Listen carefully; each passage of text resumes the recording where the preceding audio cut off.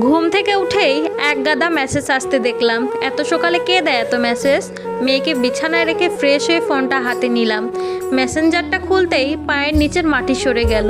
আমার খোলামেলা ছবি, আমার আত্মীয় স্বজনরা পাঠাচ্ছে। এগুলো তো গত পরশু দিনের ছবি, আমার স্বামী তুলেছিল। হাত পা কাঁপতেছিল। হঠাৎ রাতে জেদ করলো তোমার কয়েকটা ছবি তুলি, তুমি তো আমার নিজেরই বউ। আমিও বারণ করিনি, কিন্তু ওই ছবিগুলো আমার আত্মীয় স্বজনকে পাঠানোর কারণ কি? তখন সে অফিসে, তাকে কল দিলাম, ধরেনি। একটু পর আমাকে মেসেজ দিল, কিরে খেলা তাহলে শুরু হয়ে গিয়েছে? তুই আমাকে বলেছিলে না আমার চরিত্র নষ্ট, আমি পরকীয়া করি। আমি তো পরকীয়াই করি, তুই এখন কি করবি কর। এবার তো বাপের বাড়িও যেতে পারবি না। আমি সবাইকে বলেছি তোকে নষ্টামি করা অবস্থায় ধরেছি। এরপর একটা কান ফাটানো হাসি দেয়। আমি নিজের কানকে বিশ্বাস করতে পারছিলাম না। আমার স্বামী একটা মেয়ের সাথে সম্পর্কে জড়িয়েছিল। আমি প্রতিবাদ করায় ফলস্বরূপ এইটা করলো আমার সাথে। বাবা মা কল দিয়ে গালাগালি করলেন, সবাই ভুল বুঝলো। আমি সিদ্ধান্ত নিলাম নিজেকে শেষ করে দিব। সিলিং ফ্যানের সাথে ওড়নাটা বেঁধে টেবিলের উপর উঠে ওড়নাটা গলায় নিব।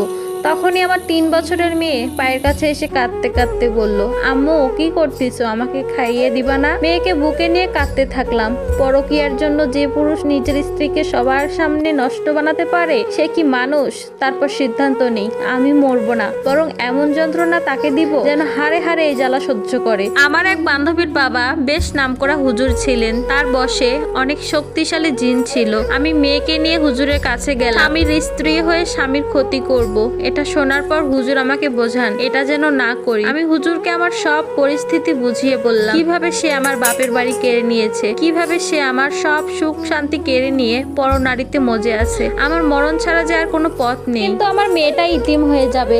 আমার কান্নাকাটিতে হুজুর আমার পরিস্থিতি বুঝতে পারেন। তিনি আমাকে তার তন্ত্র সাধনার রুমে নিয়ে গিয়ে বলেন, তোর স্বামীর শরীরে আমি এক শক্তিশালী খারাপ জিন চালান দিব। এর পরিণতি মৃত্যুও হতে পারে, ভালো করে বুঝে সিদ্ধান্ত নে। আমি বললাম, আমি চাই সে এমন কষ্ট পাক যেন সে হাড়ে হাড়ে বুঝতে পারে সে কি ভুল করেছে। তারপর হুজুর আমার শরীর আর আমার মেয়ের শরীর বন্ধের তাবিজ দিয়ে আরো একটা তাবিজ আমার স্বামীর বালিশের ভিতর রাখতে বলে। ওই জিনটা কাঁচা মাছ